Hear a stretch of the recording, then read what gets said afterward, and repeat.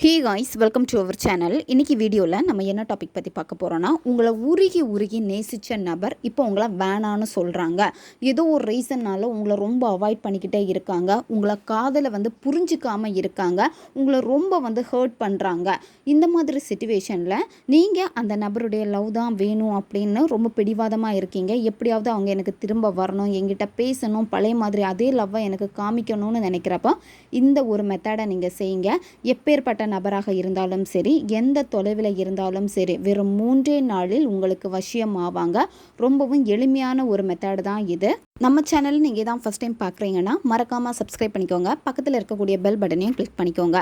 அப்போ தான் நான் போடக்கூடிய புது வீடியோஸ் எல்லாமே உடனுக்குடன் உங்களுக்கு நோட்டிஃபிகேஷனில் வந்துக்கிட்டே இருக்கும். வாங்க வீடியோக்குள்ளாடி போகலாம்.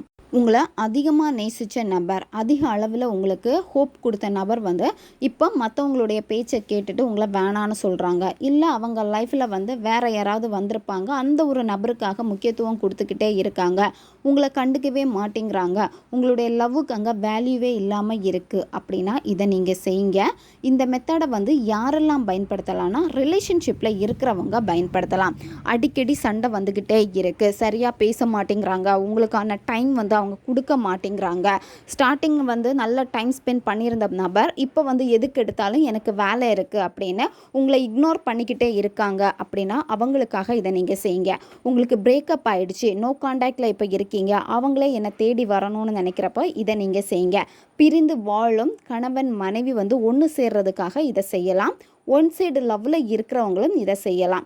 ஒன் சைடாக நீங்கள் லவ் பண்ணிட்டு இருக்கீங்க அப்படின்னா நீங்கள் லவ் பண்ணக்கூடிய அந்த நபருக்கு வேறு எந்த விதமான ரிலேஷன்ஷிப்பும் இருக்கக்கூடாது. அவங்க சிங்கிளாக இருக்காங்க அப்படின்னா இதை நீங்கள் செய்யுங்க. நன்மைக்காக மட்டுமே நீங்கள் பயன்படுத்துங்க. இந்த மெத்தடை நீங்கள் எந்த டேயில் ஸ்டார்ட் பண்ணணும் அப்படின்னா, அமாவாசை அன்னைக்கு நீங்கள் இதை ஸ்டார்ட் பண்ணலாம். பௌர்ணமி நாள் அன்னைக்கு செய்யலாம். அப்படி இல்லைன்னா வளர்பிறை நாட்களில் வரக்கூடிய செவ்வாய் அல்லது வெள்ளிக்கிழமைகளில் இதை நீங்கள் செய்யலாம். எந்த நேரத்தில் இந்த மெத்தடை நீங்கள் செய்யணும் அப்படின்னா, நைட்டு நீங்கள் 11 மணிலேருந்து 12 மணி இந்த இடைப்பட்ட நேரத்துக்குள்ளாடி தான் இந்த மெத்தடை நீங்கள் செய்யணும்.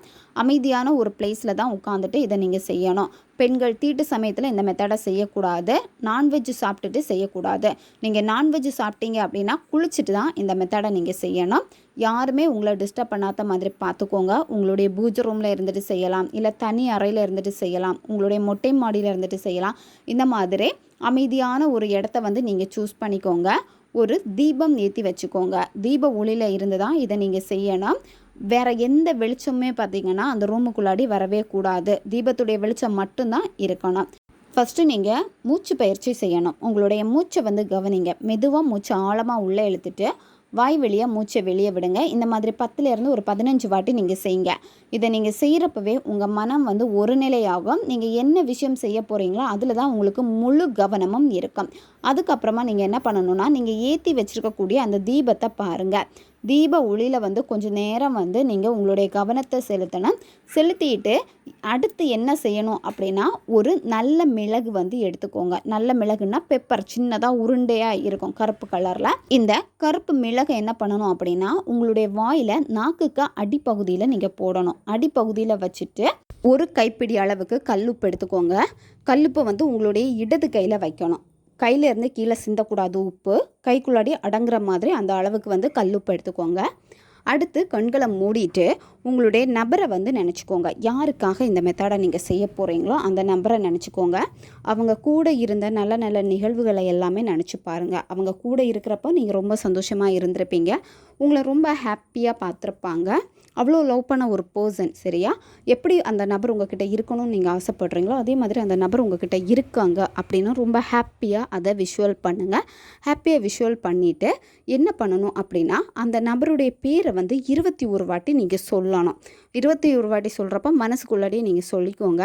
அந்த நபருடைய பேரை மென்மையாக பொறுமையாக அழகாக சொல்லணும். நீங்கள் அவங்கள என்ன நேமில் அதிகமாக கூப்பிடுவீங்களோ அந்த பெட் நேமே நீங்கள் சொல்லலாம். 21 வாட்டி அவங்களுடைய பேரை சொல்லிவிட்டு கையில் இருக்கக்கூடிய கல்லுப்பை என்ன பண்ணணும் அப்படின்னா, ஒரு மஞ்சள் அல்லது சிவப்பு கலர் கர்ச்சிப் சைஸில் இருக்கக்கூடிய ஒரு துணி எடுத்துக்கோங்க. அதில் வச்சுருங்க. புதிய துணியாக தான் இருக்கணும். ஆல்ரெடி பயன்படுத்தின துணியாக இருக்கக்கூடாது.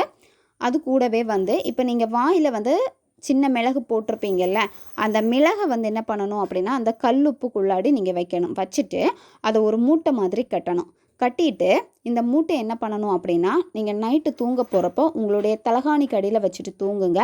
அப்படி இல்லைன்னா உங்களுடைய ரூமில் வந்து நீங்கள் கட்டி விட்டுருங்க. சரியா? எப்போவுமே உங்கள் கண்ணில் படுற மாதிரி அந்த மாதிரி நீங்கள் கட்டி வச்சுருங்க. இப்போ வீட்டில் யாராவது பார்த்துருவாங்க அந்த மாதிரி இருந்துச்சு அப்படின்னா, ப்ரைவசி இல்லைன்னா நீங்கள் வந்து மறைமுகமாக கட்டி வச்சுருங்க, அல்லது பில்லோ கடியில் வச்சுட்டு நீங்கள் தூங்குங்க. 1 வீக் வந்து அப்படியே இருக்கட்டும், 7 நாள் அப்படியே இருக்கட்டும். 8ஆவது நாள் என்ன பண்ணணும் அப்படின்னா, அந்த மூட்டையை வந்து ஓடுற நீர்நிலையில் கொண்டு போட்டுருங்க. இந்த மெத்தடை வந்து ஒரு டைம் தான் நீங்கள் செய்வீங்க. அந்த ஒரு டைம் பண்ணுறப்பவே வந்து அவ்வளோ கவனம் கொடுத்து உங்களுக்கு என்ன வேணுமோ அந்த விஷயத்தை வந்து கரெக்டாக நீங்கள் விஷுவல் பண்ணிக்கோங்க. இந்த மாதிரி நீங்கள் செய்கிறப்ப என்ன ஆகும் அப்படின்னா, யாருக்காக இதை நீங்கள் செய்கிறீங்களோ அந்த நபருக்கு உங்களுடைய எண்ணங்கள் வந்து அதிகமாக ஆரம்பிக்கும். அது மட்டும் இல்லாமல் இந்த உப்பு மற்றும் மிளகுக்கு வந்து பார்த்திங்கன்னா வசிய பவர் இருக்குது. நீங்கள் நினைக்கக்கூடிய விஷயங்களை வந்து ஈஸியாக வந்து அப்சர்வ் பண்ணிக்கும், உறிஞ்சு எடுத்துட்டு அதை இந்த பிரபஞ்சம் வந்து பார்த்திங்கன்னா உங்களுடைய பர்சன்கிட்ட அனுப்பி வச்சுருவாங்க. அதனால தான் எப்போவுமே நீங்கள் பாசிட்டிவாக இருக்கணும். இந்த மெத்தடு செஞ்சதையே நீங்கள் மறந்துட்டு அடுத்து உங்களுக்கு என்ன வேலை இருக்கோ அந்த வேலையில் மட்டும் ஃபோக்கஸ் பண்ணுங்கள். எப்போவுமே உங்களை நீங்கள் பாசிட்டிவாக வச்சுக்கோங்க.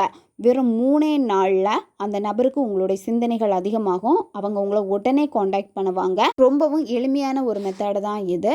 ரொம்பவும் சீக்கிரமாக இது உங்களுக்கு வேலை செய்யும். தேவைப்படுறவங்க இதை பயன்படுத்திக்கோங்க. ஓகே காய்ஸ், நம்ம சேனல் உங்களுக்கு பிடிச்சிருக்குன்னா மறக்காமல் சப்ஸ்கிரைப் பண்ணிக்கோங்க. வீடியோவை தேவைப்படுற உங்கள் ஃப்ரெண்ட்ஸுக்கும் மறக்காமல் ஷேர் பண்ணுங்கள். அவங்களுக்கும் இது உபயோகமாக இருக்கும். இன்னும் நிறைய வீடியோஸ், புது புது டெக்னிக்ஸ் எல்லாமே நம்ம சேனலில் அப்லோட் ஆகிட்டே இருக்கும். பக்கத்தில் இருக்கக்கூடிய பெல் பட்டனையும் மறக்காமல் ப்ரெஸ் பண்ணி வச்சுக்கோங்க. அப்போ தான் நான் போடக்கூடிய வீடியோஸ் எல்லாமே உடனுக்குடன் உங்களுக்கு நோட்டிஃபிகேஷனில் வந்துக்கிட்டே இருக்கும். அடுத்த ஒரு வீடியோ பதிவில் சந்திக்கலாம். நன்றி.